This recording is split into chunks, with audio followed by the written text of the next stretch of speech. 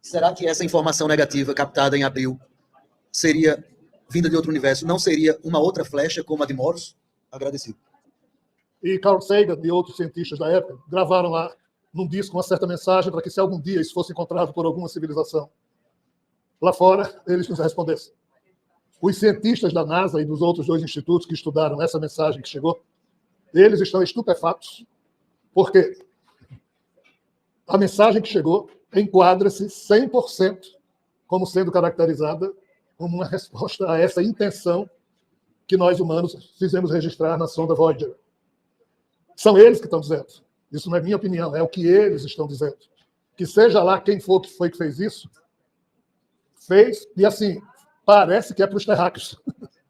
Ou seja, no meio desse universo inteiro aqui, a coisa veio lá de fora e é como se fosse direcionada a um pontinho aqui dentro desse universo.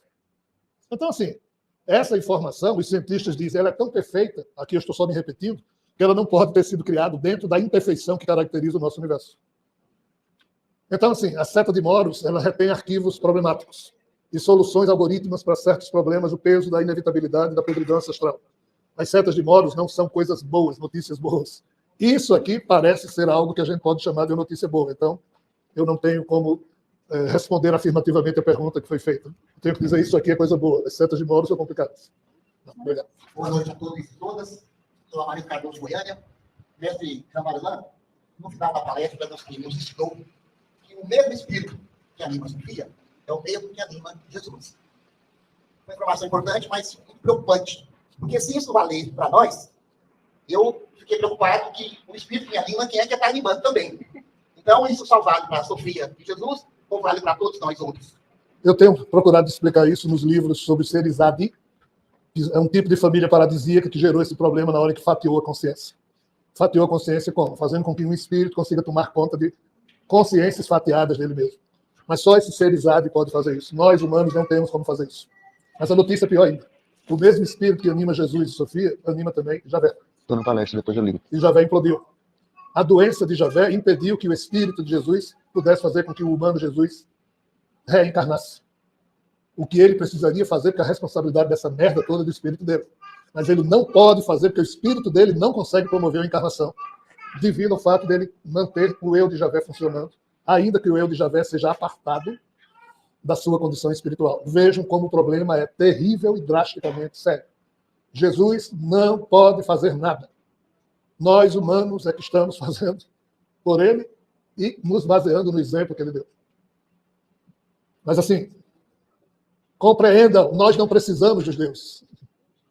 Eles é que precisam do ser humano. Jesus não é salvador de coisa nenhuma. Nós é que somos agentes de Jesus para, entre aspas, contribuir com a reestruturação do espírito que o anima. O assunto é muito sério. Nós, humanos, só iremos compreender isso um dia, no dia que entendermos o que Krishna disse no Bhagavad Gita, quando ele diz, eu, Krishna, sou tão somente uma expressão adiágena da minha condição adidaiva, que, por sua vez, já foi produzido pela condição adiátma de quem se derivou de uma condição adiágia, adiátma, adidaiva, adiágena, adibhuta. É tanta condição mental para uma mesma classe de seres. Isso aqui é o fatiamento de consciência que esses seres promoveram. Nós, humanos, somos o final dessa história. Nós somos a parte simples, a gente só cuida de um só. Ou seja, o espírito que nos anima mal consegue cuidar de cada um de nós. Imagina se tivesse 2. Rogério, no final você comentou. Quase sentiram indiferença amorosa por tudo isso, mas ficar feito um ser humano frio, não é nem pessimista, nem otimista. Realista, eu nunca consegui ser. Eu simplesmente pulei para um estágio de sentir nojo.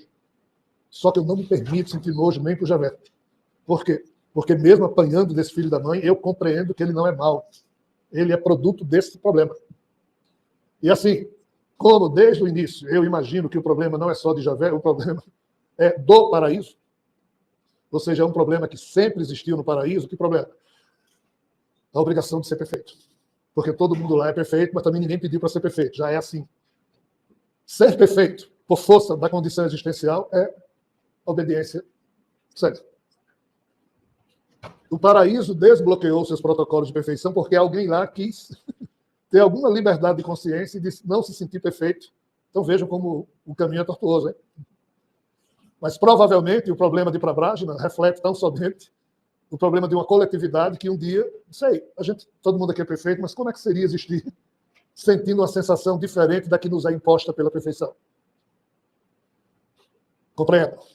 Obediência cega, liberdade de consciência. Então, o problema da obediência cega ou da inexistência de liberdade de consciência já estaria atavicamente existindo no paraíso.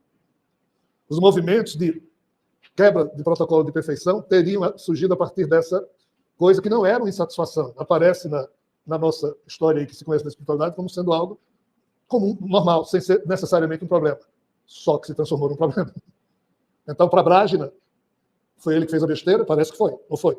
Mas, se não fosse ele, talvez fosse qualquer um.